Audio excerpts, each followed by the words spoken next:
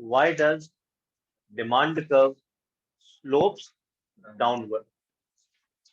जब मैंने आपके साथ आपको अंडरस्टैंड करवाया लॉ ऑफ डिमांड, तो लॉ ऑफ डिमांड की हेल्प से आपने शेड्यूल बनाया और शेड्यूल की हेल्प से हमने डिमांड कर्व बनाया। तो हमने क्या ऑब्जर्व किया, डिमांड कर्व की शेप कैसी होती है, अगर आपको याद रहो, that is downward sloping from left to the right. अब ये क्वेश्चन पूछ रहा है, बड़ा टेक्निकल क्वेश्चन है बेटा, और अटेंटिव होकर सुनना होगा, याद करना होगा, अंडरस्टैंड करना होगा कि भाई डिमांड कर्व डाउनवर्ड स्लोपिंग क्यों है। आपके मन में एक आंसर आ रहा होगा कि डाउनवर्ड इसलिए है क्योंकि प्राइस और डिमांड में कैसा रिलेशनशिप है, इनवर्स। बट अगर यही क्वेश्चन मैं पुट कर दूं आपके आगे कि why there is an inverse relationship between the price and the quantity demanded, तो शायद वहां पर हम रुक जाएंगे और हमसे आंसर नहीं बने कि इनवर्स रिलेशनशिप क्यों। और यस, इनवर्स रिलेशनशिप से जब हम शेड्यूल बनाते हैं तो हमारी डिमांड कर्व कैसे बनती है बेटा, डाउनवर्ड स्लोपिंग बनती है। तो यहाँ पर वो आंसर नहीं है जो हम सोच रहे हैं कि डिमांड कर्व स्लोप्स डाउनवर्ड क्यों है। इसी के साथ अगर आप मेरे नोट्स में देखें पेज नंबर 37, वहां क्वेश्चंस लिखे हैं मैंने और सब का आंसर सेम बनाने जा रहा हूँ ना। क्वेश्चंस जरा देखियो, देखो तो सही क्या लिखा है।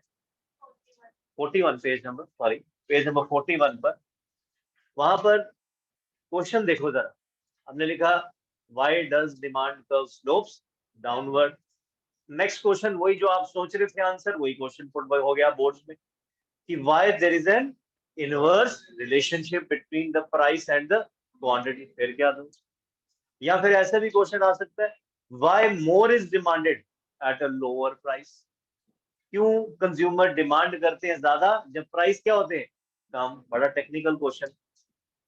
इसी तरह से why less is demanded at a high price. जब प्राइस कम होते हैं तो डिमांड ज्यादा क्यों होती। तो बड़ा इसका जो आंसर है बहुत ही ज्यादा टेक्निकल है, और जब तक इस आंसर को हम डिटेल में स्टडी नहीं करते तो बेटा इसका आंसर बनता भी नहीं है, और हम पता नहीं अपना ही कुछ दिखाते और नंबर नहीं मिलते। तो इस क्वेश्चन को आज हमने इस क्लास में अच्छी तरह से इसको समझना है, फॉलो अप करना है कि why there is an inverse relationship between the price and the quantity demand. और याद रखिए इसका जो आंसर है वो टेक्निकल आंसर। तो आइए इसका पहला रीजन देता हूं आपको कि why there is an inverse relationship between the price and the quantity demanded. तो पहला पॉइंट कहता है, पहला लॉजिक कहता है because of law of diminishing marginal utility. आप कहोगे सर ये लॉ यहाँ कहाँ लगा दिया, वो तो कंज्यूमर इक्विलिब्रियम में था, पर यहाँ कैसे आया, समझाऊंगा मैं आपको इससे। तो सबसे पहला रीजन कि प्राइस और डिमांड में इनवर्स रिलेशनशिप क्यों है, उसका रीजन मैं लिख रहा हूं because of operation of law of diminishing marginal utility. ये लॉ क्या कहता है आपको याद तो रहा ही होगा कि जैसे जैसे कंज्यूमर एक ही प्रोडक्ट को बार बार खाता है उससे मिलने वाली एडिशनल यूटिलिटी क्या हो जाती है, कम हो जाती है। बियॉन्ड अ सर्टेन पॉइंट वो जीरो भी हो जाती है और फिर बाद में एमयू बिकम नेगेटिव। अब इसका डेफिनेशन तो आप बोल दोगे, बट इसको कैसे लिंक करें कि इनवर्स रिलेशनशिप कैसे बन गया due to law of DMU, मैं आपको याद दिलाता हूं। अगर आप सबको याद है कंज्यूमर इक्विलिब्रियम का वन कमोडिटी केस, उसमें क्या कंडीशन है कि कंज्यूमर को इक्विलिब्रियम कब होता है, जब वो वन यूनिट वन कमोडिटी खाता है। तो आपको याद है जब एमयूएम किसके बराबर होती है, प्राइस। ये क्या है, कंडीशन है कंज्यूमर की इक्विलिब्रियम की इन केस ऑफ वन हो, मतलब कंज्यूमर को यह सबसे अच्छा मैक्सिमम सेटिस्फेक्शन हो। इस कंडीशन में भी कौन सा लॉ लगा हुआ था, लॉ ऑफ डीएमयू, ये आपने याद रखा हो। मैं इसको नंबर्स में लेके जाता हूँ। सपोज ये भी 10 है, ये भी 10 है, राइट। अब मैं क्या करता हूँ, आपसे ही सवाल पूछूंगा और एक क्वेश्चन पढ़ाया हुआ है, टॉपिक पढ़ाया हुआ है, मैं प्राइस को फॉल कर देता हूँ, एमयू को फॉल नहीं करता, सिर्फ प्राइस को क्या करता हूँ, फॉल कर देता हूँ, राइट। अब ये कंडीशन तो ऐसी होगी, तो ये क्या बना, अगर आप ध्यान से सुनते हो, ये एमयूएम किस क्या हुआ, ये एमयूएम इज ग्रेटर देन, और आप बता सकते प्राइस। हैं बेटा कि जब एमयूएम प्राइस से बड़ा होता है तो कंज्यूमर का रिएक्शन क्या होता है, he will buy, he will buy, क्योंकि जब एमयूएम, जब यूटिलिटी उसे क्या हो रही है, ज्यादा हो रही है, किसके कंपैरिजन में, प्राइस। तो हमने क्या कहा था कि वो इक्विलिब्रियम पे पहुंचने के लिए वो क्या करेगा, वो ज्यादा खाएगा।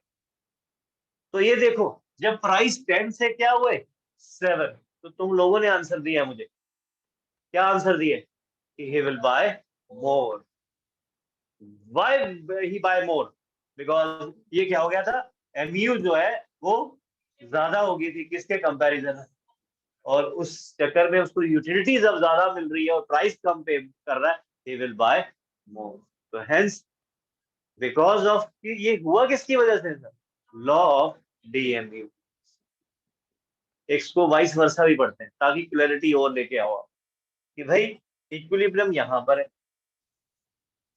अब हमने क्या, मैं उल्टा पढ़ाऊंगा आपको, ऑपोजिट, कि अगर प्राइस बढ़ते हैं तो क्या होगा, कंज्यूमर डिमांड कम करेगा। कम करेगा। और क्यों करेगा, because of law of DMU. तो देखो, अब मैं प्राइस, पहले क्या था, कंज्यूमर अटेन कर रहा था इक्विलिब्रियम, अब क्या हुआ, प्राइस बढ़ गए, ध्यान से समझो इसको, प्राइस बढ़ गए जी, 13 हो गए, और ये तो यही वहीं रहा।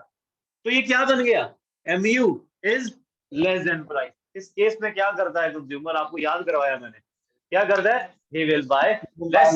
कब तक, कब तक, जब तक। तो हेंस इसके पीछे क्या चल रहा था, क्या बेटा, लॉ ऑफ डीएमयू, जिसकी वजह से हमारा जो प्राइस और डिमांड में कैसा रिलेशनशिप बनता है, इनवर्स। और जब वो इनवर्स रिलेशनशिप बनता है तो हमारी कर्व कैसे बनती है बेटा, डाउनवर्ड स्लोपिंग। लॉजिक समझ आया है, जबरदस्त लॉजिक है, इसके लिए कंज्यूमर इक्विलिब्रियम का फॉलो होना जरूर है। और ये मैंने पढ़ाया था कि वन कमोडिटी केस में कंज्यूमर एंजॉय करता है इक्विलिब्रियम, ये अब प्राइस हिला दो, जब हमने प्राइस हिला है, प्राइस को राइज किया, तो अब जब क्या हुआ बेटा, इक्विलिब्रियम डिस्टर्ब हुआ, कंज्यूमर ऐसा हुआ, एमयू क्या होगी बेटा, लेस देन प्राइस। तो भाई उसको करेक्ट करने के लिए वो क्या कर रहा है, वो कमोडिटीज क्या कर रहा है, कम कंज्यूम करता है। और कब तक कंज्यूम कम करता रहेगा, till it reaches the equilibrium. तो hence when the price fall, sorry when the price rise, क्या हुआ, this will happen, and with, इससे क्या किया, कंज्यूमर ने क्या किया, अपनी डिमांड को क्या किया, कम कर दिया। क्लियर हुआ बेटा सभी को, किसी ने क्वेश्चन पूछना तो बिल मोस्ट वेलकम आपका। आप लोगों का भी क्वेश्चन, इसके बहुत टेक्निकल आंसर है, सिंपल आंसर नहीं है इस टॉपिक का जो मैं आपके साथ इसको करवा रहा हूँ। एनी डाउट बेटा, एक्सक्यूज मी सर। जी। सर हम इस केस में सेकंड कम्युनिटी केस कर सकते हैं? नहीं, हम इस समय इस समय जब हम बात कर रहे हैं तो एक ही कमोडिटी की बात हो रही है बेटा जी। डिमांड में जब भी शेड्यूल बनाया जाएगा वो एक कमोडिटी की होगी, नंबर ऑफ कंज्यूमर ज्यादा हो सकते हैं पर कमोडिटी एक ही है बेटा। तो यहाँ पर सिर्फ वन कमोडिटी का केस ही फॉलो अप किया जाएगा। बहुत अच्छा क्वेश्चन था आपका, ठीक है। Yes sir. हाँ, शेड्यूल में सिर्फ एक गुड की ही बात करते हैं, ओनली वन कमोडिटी। हाँ, कंज्यूमर एक्स वाई जेड हो सकते हैं पर कमोडिटी सिर्फ एक थी, इसलिए यहाँ पर वन कमोडिटी केस की हेल्प से मैंने आपको समझाया। अदरवाइज बाकी कंसेप्ट क्लियर हो गया तुम्हें रुचिका, यस सर। बाकियों को।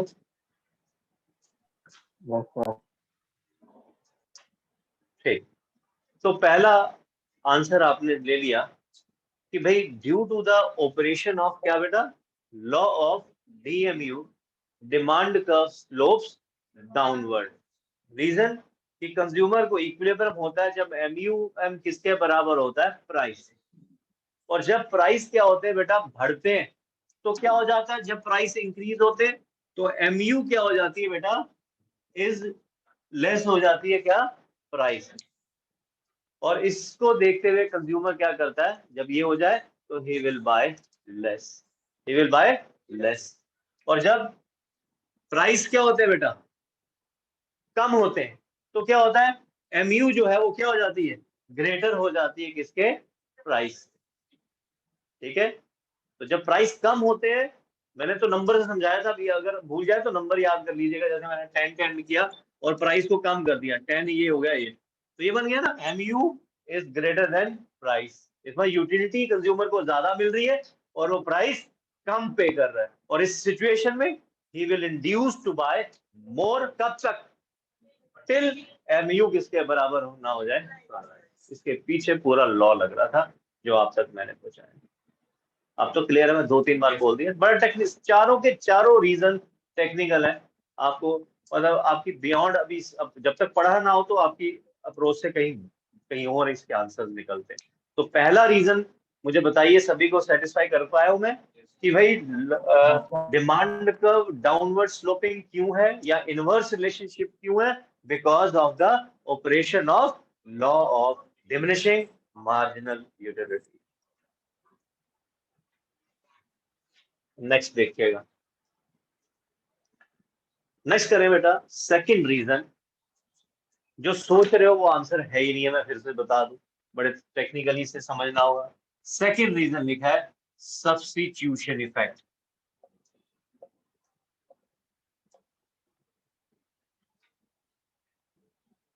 ध्यान से समझना बच्चे, सब्स्टिट्यूशन इफेक्ट। यहां पर वो नहीं आएगा, आप सोचो सब्स्टिट्यूट गुड का रिलेशनशिप आएगा, नहीं। क्वेश्चन क्या, अगर ध्यान से हम समझें बेटा, क्वेश्चन ये है कि क्यों किसी कमोडिटी के प्राइस कम होने से उसकी डिमांड बढ़ क्यों जाती है, क्यों किसी कमोडिटी के प्राइस के बढ़ने से उस प्रोडक्ट की डिमांड कम क्यों हो जाती है। तो ये तो क्वेश्चन है सब्स्टिट्यूशन इफेक्ट। तो यहां पर मुझे सब्स्टिट्यूट गुड्स का रिलेशनशिप नहीं लिखना है, ध्यान से सुन लीजिएगा, यहां पर मुझे सब्स्टिट्यूट गुड का रिलेशनशिप नहीं लिखना, क्योंकि सब्स्टिट्यूट गुड के रिलेशनशिप में हम क्या लिखते थे, प्राइस एक्स के चेंज होते हैं, डिमांड वाई की चेंज होती है। बट मुझे यहाँ क्या रीजन देना है, प्राइस एक्स के चेंज हो रहे हैं और डिमांड भी किसकी चेंज हो रही है, एक्स। तो वही तो कह रहा हूं, जो आप सोच रहे हो कि शायद इसमें वो लिखना है, तो वो नहीं लिखना। क्यों, क्योंकि सब्स्टिट्यूशन इफेक्ट चीज अलग कंसेप्ट है।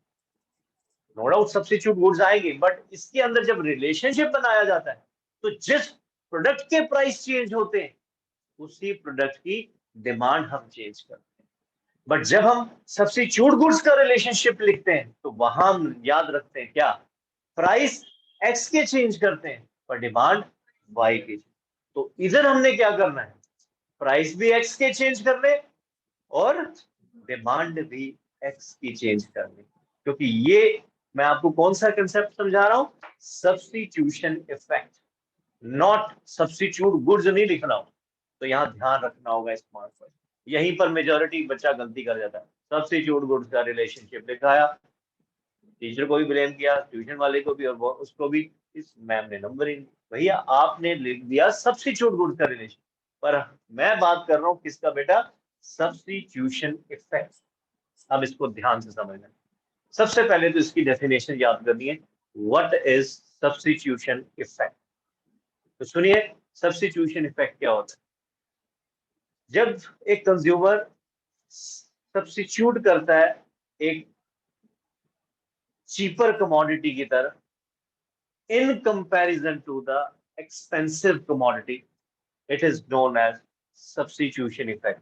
I repeat again, substituting a cheaper commodity in comparison to the expensive commodity, it is known as क्या बेटे, substitution effect। मैं substitute goods की डेफिनेशन नहीं सुनाऊंगा आपको, क्योंकि मुझे इसकी डेफिनेशन याद करनी है। एक बार फिर से आपका ध्यान नहीं आज क्लास में, रीजन, डेफिनेशन सुनो. What is substitution effect? Substituting a cheaper commodity in comparison to the expensive commodity. जब कंज्यूमर किस तरफ शिफ्ट कर जाता है, कौन सा वाला रैशनल, किस तरफ चले जाता है?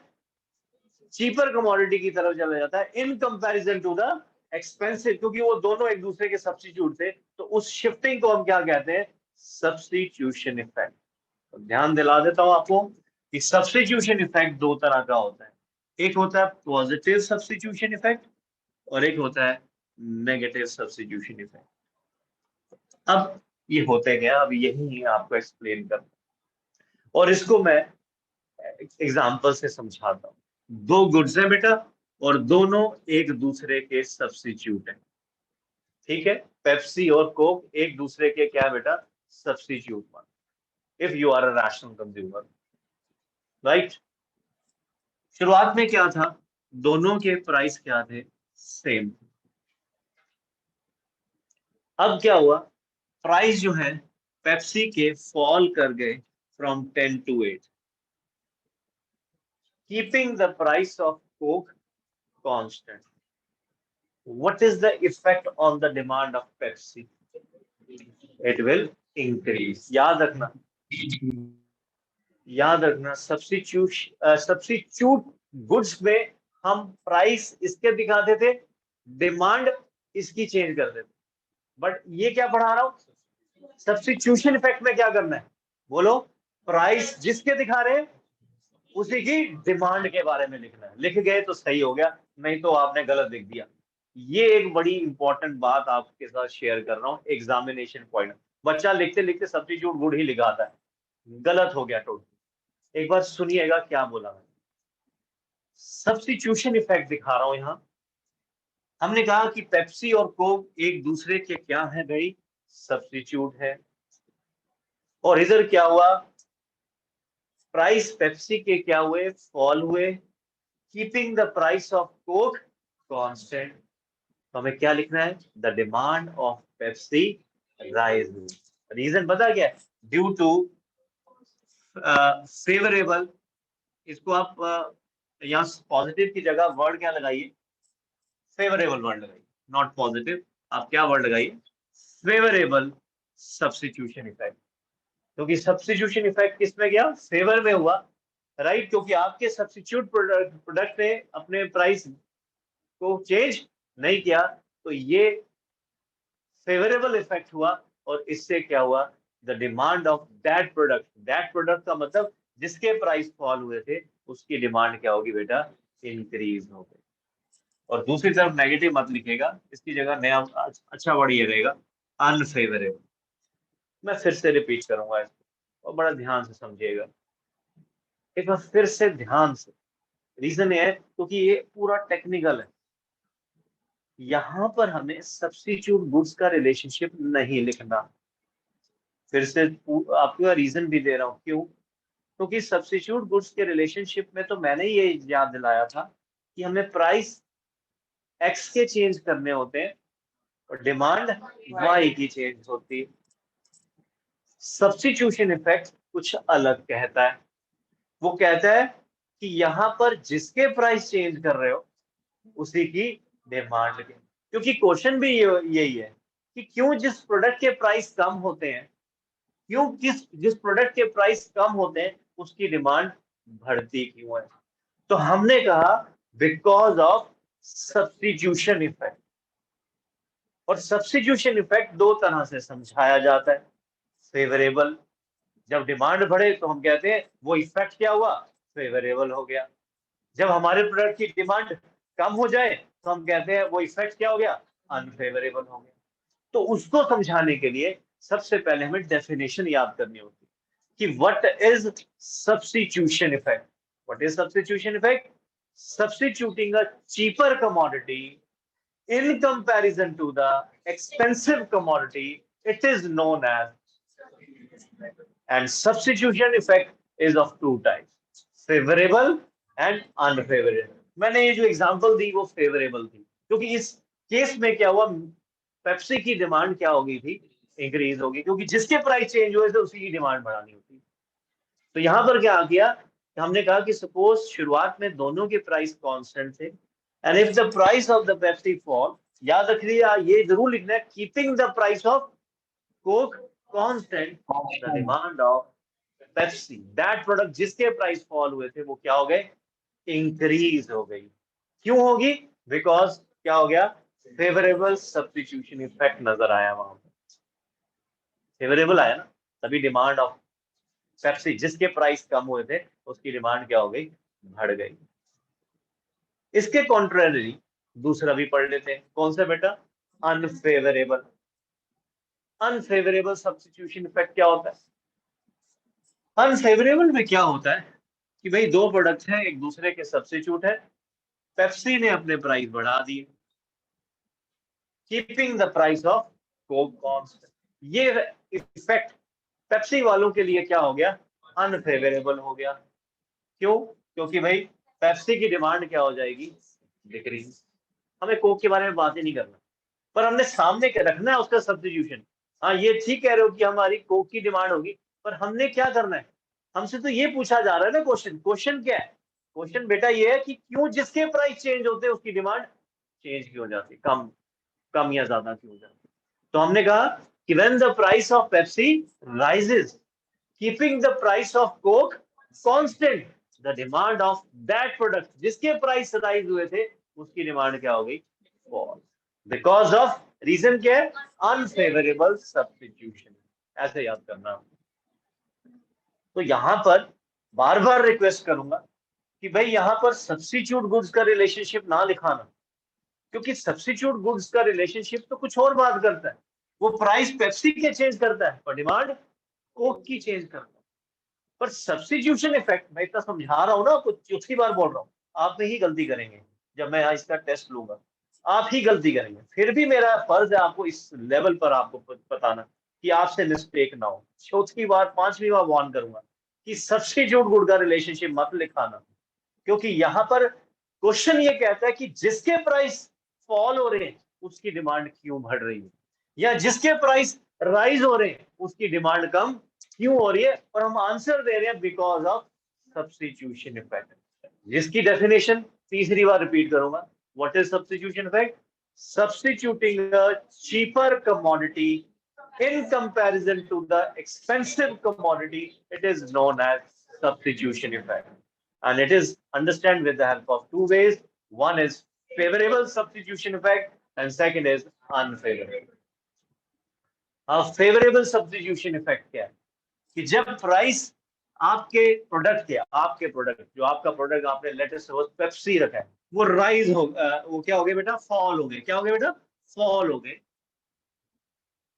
Keeping its substitute product price constant, जिस प्रोडक्ट के प्राइस फॉल हुए थे उस प्रोडक्ट की डिमांड क्या हो जाएगी, reason because of favourable substitution effect, and contrary उसके वाइस वर्सा। हम एक्सप्लेन, कोई कसर रह गई हो तो आप प्लीज आप बता दीजिए, क्योंकि ये इतनी बार माइन्यूटली क्यों बताता है, आप गलती करेंगे और गलती होनी है आपसे। यहाँ आप बगैर सोचे समझे अगर जा रहे हैं तो आप यहाँ सब्स्टिट्यूट गुड का रिलेशनशिप लिखाएंगे, जहां प्राइस एक्स के लिखेंगे और डिमांड को की चेंज कराएंगे, पर इसमें तो करना ही नहीं है, जिसके प्राइस चेंज हो रहे हैं उसी की डिमांड ना की, ये याद रखना। एनी डाउट बेटा आप तो बता दीजिए आप लोगों को, नोट डाउन कर लीजिएगा, अच्छी इंपॉर्टेंट बात है, बहुत टेक्निकल क्वेश्चन है और इसके तीनों के तीनों आंसर टेक्निकल है। दो करवा दिए, पहला law of DMU, second substitution effect, तीसरा ये, थर्ड पॉइंट करते हैं। तीसरा भी ऐसा है कि आप सोच रहे होंगे इनकम इफेक्ट क्या होता है, आपने कहा क्या पढ़ाएगा ये बंदा, इनकम इफेक्ट क्या होता है, इनकम बढ़ गई, साइशा सुन रही है, इनकम बढ़ गई डिमांड बढ़ गई, अरे बेवकूफो, यहां पर हम कह रहे हैं कि प्राइस के कम होने से डिमांड क्यों बढ़ी, आप इनकम को क्यों बीच में ला रहे हो, इसका मतलब इनकम इफेक्ट की डेफिनेशन कुछ और है, सुन रहे हो। हम यहाँ क्वेश्चन क्या ले रहे हैं, तभी तो 5-5-10 बार बोल रहा हूँ, क्वेश्चन क्या है कि why more is demanded at a lower price. Income की तो वर्ड आई नहीं रही कोई यहाँ पर इनकम यहाँ वर्ड क्या है, इफेक्ट है, कुछ और है। फिर से तीसरा बड़ा टेक्निक, ऐसे ही यहाँ प्राइस सब्स्टिट्यूट के थोड़ी थे, आप ही के प्रोडक्ट के प्राइस चेंज हुए थे और आपके प्रोडक्ट की डिमांड बढ़ गई थी। हाँ, ये था कि आपके सब्स्टिट्यूट प्रोडक्ट के प्राइस जो प्राइस थे वो क्या थे, कांस्टेंट।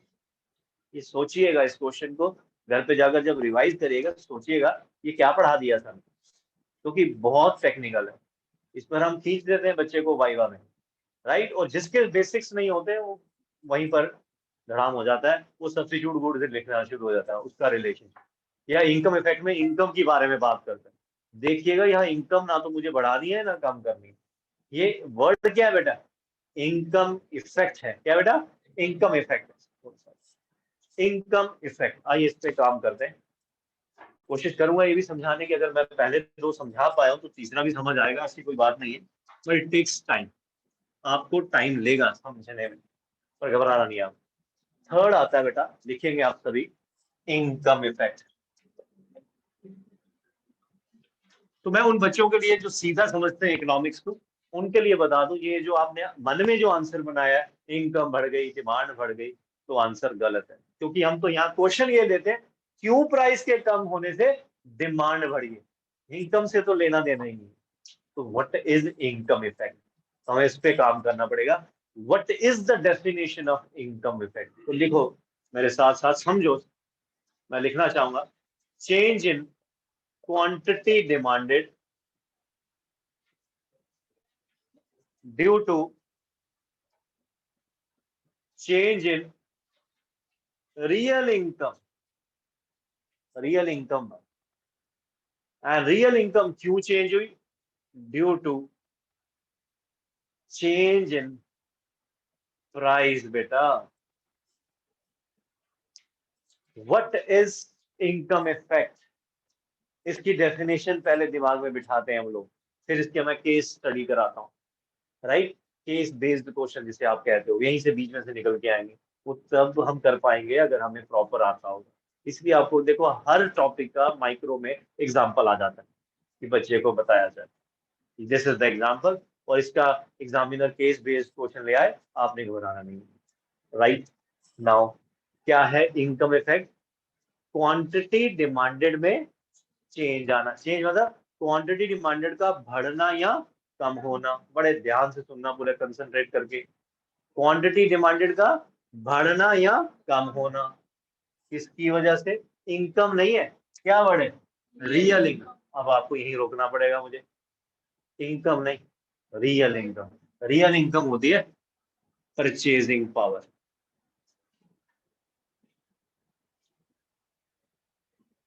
अब ये जो परचेजिंग एक होती है इनकम, जैसे मेरी इनकम है, मेरी सैलरी का बढ़ना घटना वो नहीं हुई है, मेरी सैलरी उतनी थी, बट क्या हुआ, मेरे जो परचेजिंग पावर बढ़ी। और पता है परचेजिंग पावर क्यों बढ़ी भाई, प्राइस के कम होने से।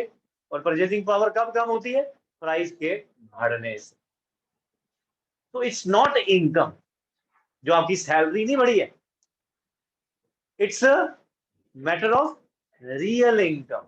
एंड रियल इनकम कंज्यूमर की कब बढ़ती है घटती है, जब प्राइस जो है चेंज होता है। मैं एग्जांपल दूंगा, पहले तो मैं कहूंगा कि अपने दिमाग में इनकम इफेक्ट आप समझो। कहाँ चले जाते वापस आओ, व्हाट इज इनकम। ओ भैया इतने साल हो गए पढ़ाते, पता चल जाता है भटक कहाँ गया ये। वापस आओ, what is income effect.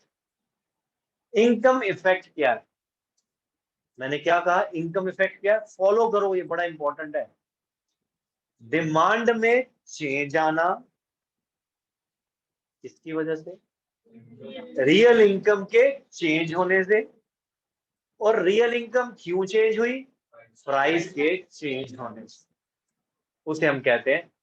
Definition किसकी याद करवाते हैं, इनकम। तो मैं कह तो रहा था आपको बियॉन्ड या उसको, आप सोच रहे थे यहाँ लिखेंगे इनकम बढ़ गई डिमांड, बेटा वो तो हमने रीजन ही नहीं लेना। हम तो ये कह रहे हैं कि प्राइस के कम होने से डिमांड क्यों कम बढ़ती, राइट। तो यहाँ पर हम समझाएंगे अब आप वो होगा क्या। मैं एग्जांपल लूंगा, उससे पहले मैं आपको समझाना चाहूंगा। और इनकम इफेक्ट भी दो तरह का होता है, एक फेवरेबल इनकम इफेक्ट और एक अनफेवरेबल। तब होता है जब आपके आपके प्रोडक्ट की डिमांड बढ़ जाए, और अनफेवरेबल तब जब डिमांड क्या हो जाए, कम हो जाए। देखना बेटा कैसे इसको मैं समझाता हूँ। पहले मैं आपको सिर्फ थ्योरी समझाता हूँ, फिर मैं इसको एक क्वेश्चन से, एक न्यूमेरिकल से समझाऊंगा। देखो मैं लिखना चाहूंगा, क्वांटिटी डिमांडेड का राइज होना, पहले इधर देख लो, प्लस लगाने का मतलब राइज होता है। क्वांटिटी डिमांडेड का राइज होना, बढ़ना। क्यों बढ़ी भाई? रियल इनकम के बढ़ने से, real income is purchasing power के बढ़ने से। और पता है परचेजिंग पावर क्यों बढ़ी थी? प्राइस के कम होने से। मैं एग्जांपल दूंगा, अभी न्यूमेरिकल दूंगा, आप उस समय समझ जाओगे। पहले तो मेरा काम है आपको दिमाग में बिठाऊं डेफिनेशन। ये फेवरेबल इनकम इफेक्ट, पूर्वी समझ आ रही? देखो मैं फिर से समझाता हूँ, अब मैं उल्टा बोलूंगा। प्राइस जब फॉल हुए, कंज्यूमर की परचेजिंग पावर बढ़ी, और जब कंज्यूमर की परचेजिंग पावर बढ़ी, जिस प्रोडक्ट के प्राइस कम हुए थे उस प्रोडक्ट की डिमांड बढ़ गई। उसे कहते हैं क्या? जो आपके स्कोप में था नहीं, अब आ गया पढ़ने के बाद। राइट? मैं पहले ही कह दिया था ये क्वेश्चन टेक्निकल है। ये तो आपको 10 मिनट में समझा देगा एक ऑर्डिनरी बंदा, पर मैं पूरा 1 आवर लूंगा समझाने में। मुझे लगता है टाइम, क्योंकि अलग है, बिल्कुल अलग है। इसको तभी मैं कहता हूँ टेक्निकल क्वेश्चन है, पूरा भरा पड़ा है टेक्निक, मतलब इसमें जो हम सोच रहे हैं आंसर वो निकलता ही नहीं, ये मैं कह रहा हूँ। राइट? अब इसके उल्टा भी करें पहले। क्या जी? जब प्राइस किसी कमोडिटी के बढ़ते हैं, आप में से अटेम्प्ट करेंगे, जब प्राइस बढ़े क्या होगा? परचेजिंग पावर क्या होगी? मैं सुनना चाहूंगा आप लोगों से भी। परचेजिंग पावर क्या होगी? डिक्रीज होगी। और जब परचेजिंग पावर कम होगी, खरीदने की पावर कम होगी, तो डिमांड भी क्या हो जाएगी? कम हो जाएगी। ये होती है इनकम इफेक्ट। ये भाई साहब फेवरेबल इफेक्ट है, और ये जो है क्या है? अनफेवरेबल, है ना? अब आपको एग्जांपल से भी समझाता हूँ। पहले मुझे बताओ ये समझ आया? यहाँ इनकम जो होती है ना, एक होती है इनकम, इनकम होती है जो आपकी सैलरी, वो नहीं चेंज, वो वही की वही है।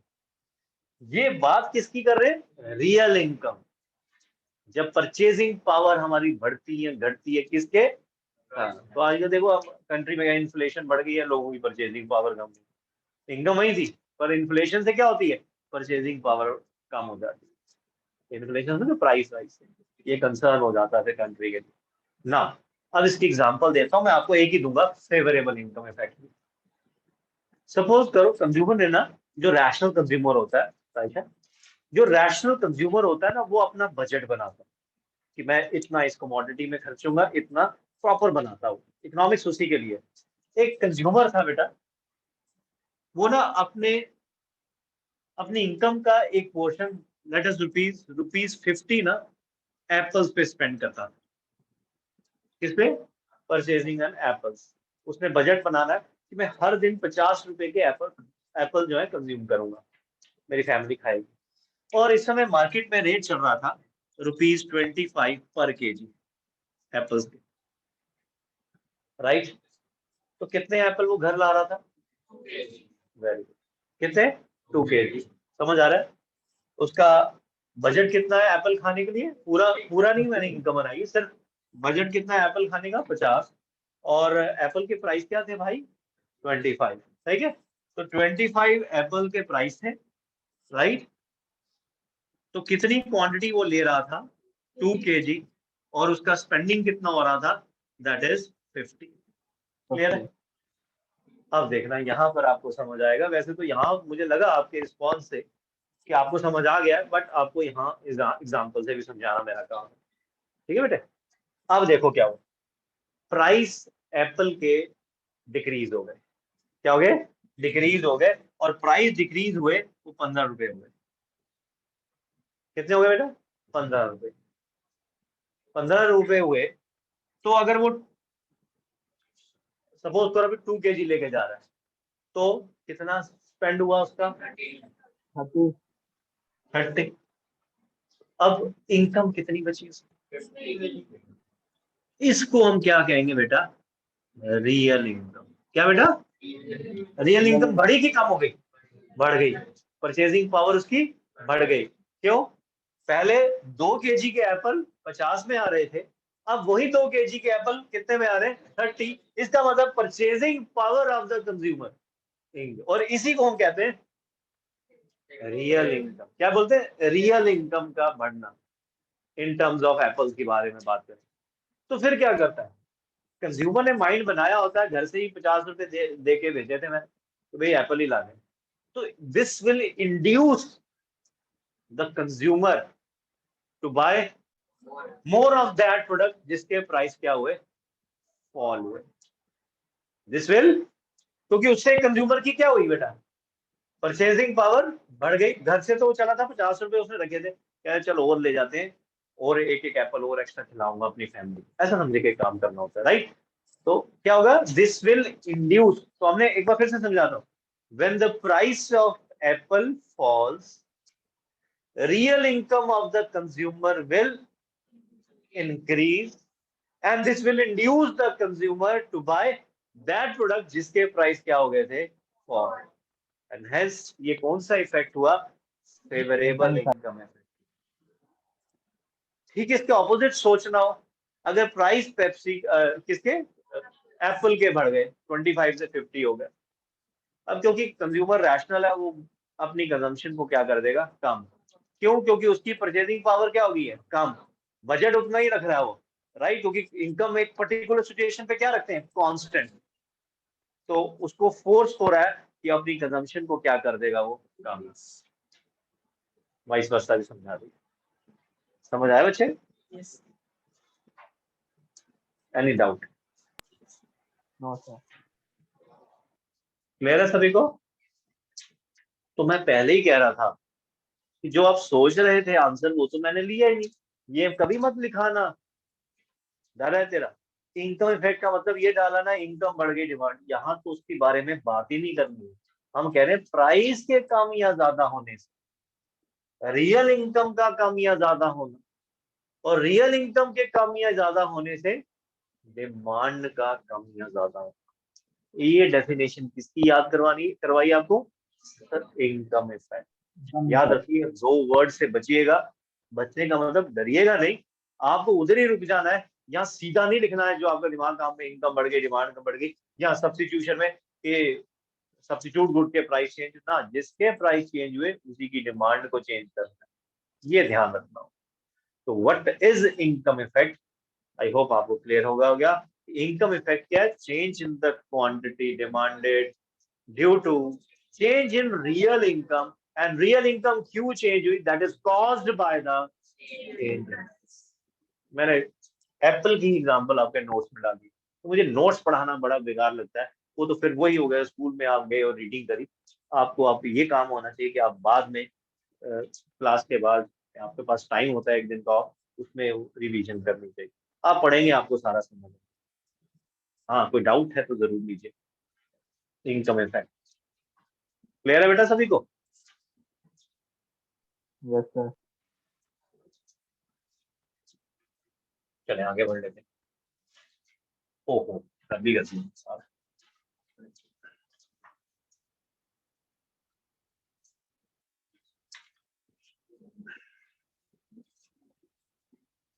तो अभी तक आपने 3 रीजन दिए कि why more is demanded at a lower price. ये क्वेश्चन आ जाए यही आंसर है। Why less is demanded at a higher price. ये क्वेश्चन आ जाए यही आंसर है, right? Why there is an inverse relationship, यही आंसर है। और व्हाई डिमांड का स्लोप्स डाउनवर्ड। तो मैंने अभी पहला आंसर दिया आपको, because of law of DMU. Second आपने पढ़ा सब्स्टिट्यूशन इफेक्ट। थर्ड पढ़ा आपने इनकम। तीनों टेक्निकल थे। आप इनको याद करें, अंडरस्टैंड करें, और फिर याद होगा, ऐसे नहीं। और आपको कहाँ कहाँ मैंने कहा प्रिकॉशन लेने, उस पर आप काम करेंगे। पहले 3 ही इंपॉर्टेंट थे, चौथा और पांचवा बिल्कुल सिंपल है, वो तो बिल्कुल सिंपल है। फोर्थ पॉइंट आता है बेटा, change in the number of consumer.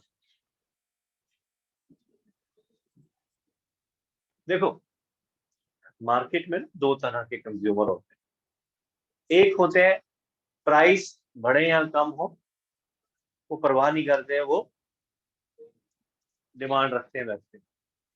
एक होते हैं मेरे जैसे जो वेट करते हैं प्राइस के कम होने का और फिर क्या करते हैं, अपनी डिमांड को चेंज करते हैं। उनको हम कहते हैं रैशनल कंज्यूमर। क्या कहते हैं? अब इतना पड़ी है तो उसमें हमें यूज भी करनी, राइट। जैसे कई बच्चे, जैसे अभी आपका आईफोन आने वाला सितंबर में, ठीक है। अब कई ऐसे कंज्यूमर होते हैं जो वेट नहीं करते, 12 बजे शाम को जब लॉन्च होता है अगले दिन वो उनके घर पे आना चाहिए। ऐसे मैंने आईफोन लवर्स देखे हैं, राइट। राइट। कई ऐसे होते हैं मेरे जैसे, कहते हैं 5-6 मिनट ठहर जा, राइट, क्या होगा, नीचे आएगा, 7-8 महीने बाद आएगा, या नया लॉन्च होने से पुराना वाला ले लेंगे, राइट। ऐसे भी कंज्यूमर है और उनकी तादाद ज्यादा है। और वो किस कैटेगरी में आते हैं? तो ये हो गया ना, ये तो आपकी जिद होगी, मेरे को लेना ही लेना है, चाहे प्राइस कुछ भी है, और एप्पल वाला उसी में आपको खींच लेता है, राइट। तो अब इकोनॉमिक्स क्या कहती है? इकोनॉमिक्स कहती है आप रैशनल बनकर शॉपिंग करें।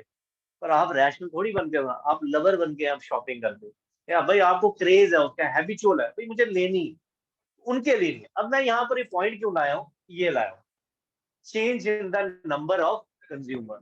समझाता हूँ। क्रेज होती है ना, क्रेजी होते हैं हम लोग।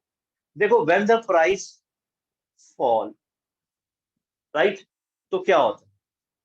एक तो जब प्राइस थे जैसे, तो कंज्यूमर तो प्रोडक्ट को ले ही रहे थे।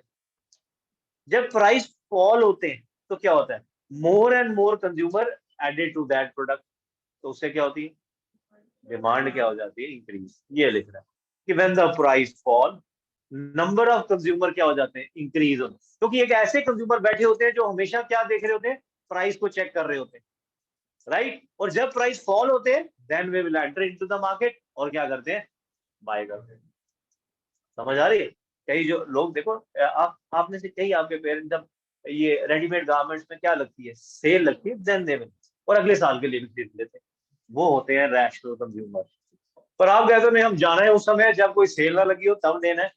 एक वो भी होते हैं, मैं उनको दोष नहीं दे रहा, उनका अपना क्रेज है। बट ऐसे कस्टमर की मार्केट में रेशो ज्यादा है। कौन से वाले? जो वेट करते हैं, अभी ठहर जा, अभी क्यों लेना, अभी तो अभी सेल देखना, सेल है कि नहीं, नहीं अभी नहीं, अभी 1 महीने बाद लग जाएगी, दैट। तो व्हेन द, एक वो भी थे जो ले गए without seeing the price discount में, और एक वो थे जो वेट करते हैं।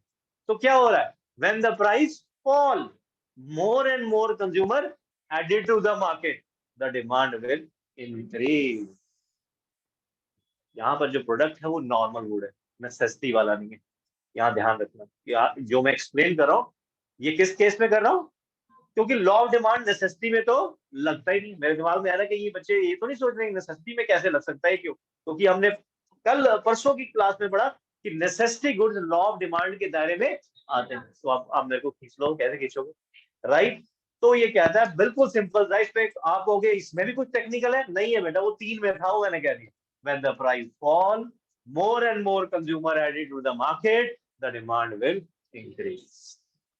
नंबर ऑफ कंज्यूमर ऐड होते हैं, और जब प्राइस राइज होते हैं, नंबर ऑफ कंज्यूमर्स की मात्रा क्या हो जाती है? कम। डिमांड क्या हो जाती है? कम। तो ये नहीं सोचना यार यहाँ भी कुछ नया, कोई नया ही टेक्निकल लिखना होगा, तो यहाँ कुछ नहीं लिखना, स्ट्रेट रीजन है। आई होप एग्री करेंगे इस पॉइंट। परेशान तो नहीं हो? क्लियर हो गया बेटा? यस। आप लोगों को भी? Yes sir.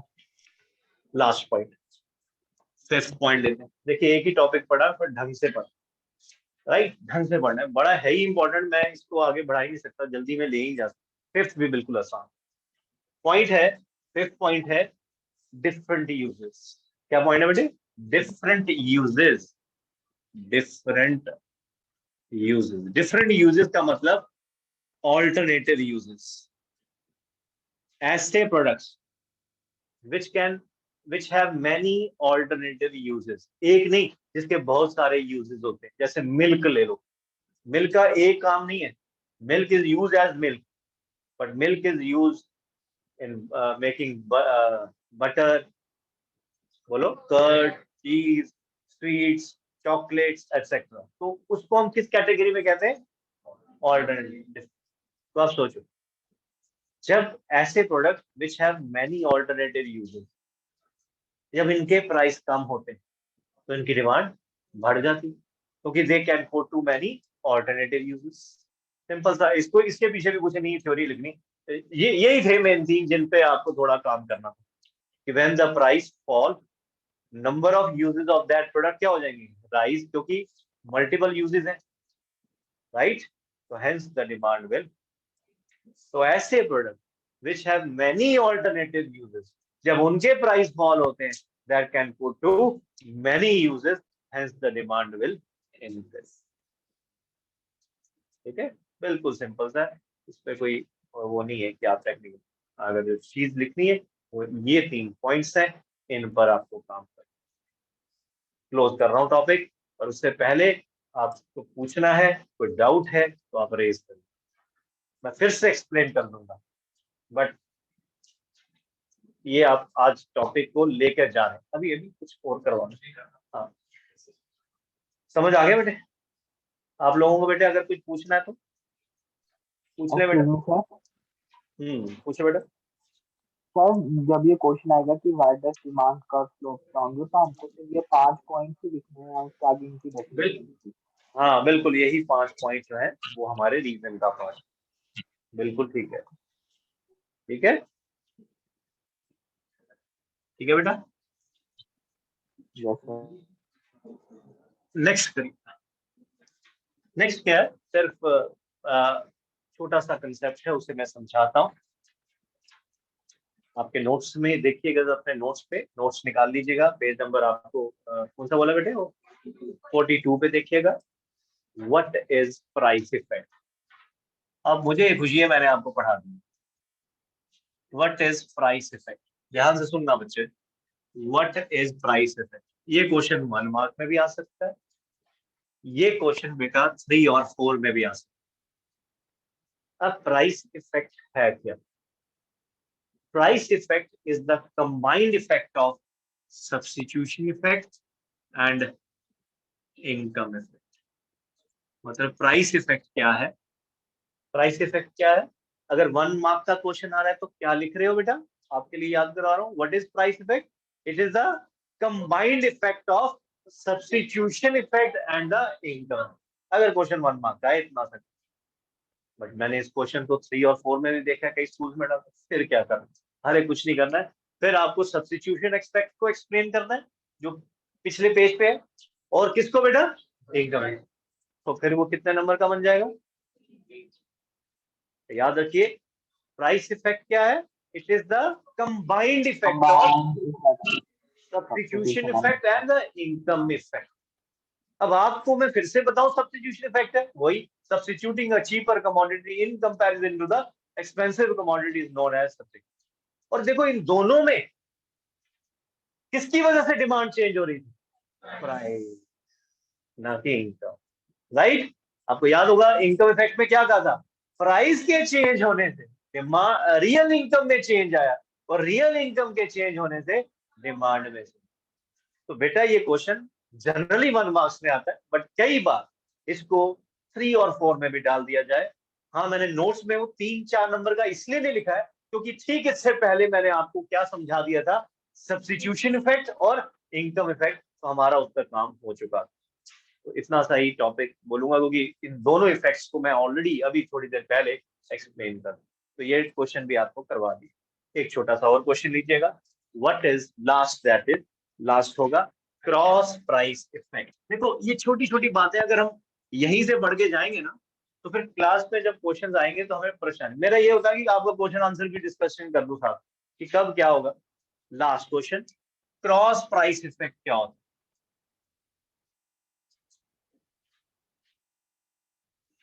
नाम से पता चलता है, ये आपको आता है सारा। क्रॉस प्राइस इफेक्ट क्या होता है? क्रॉस का मतलब होता है कि भाई प्राइस जो है,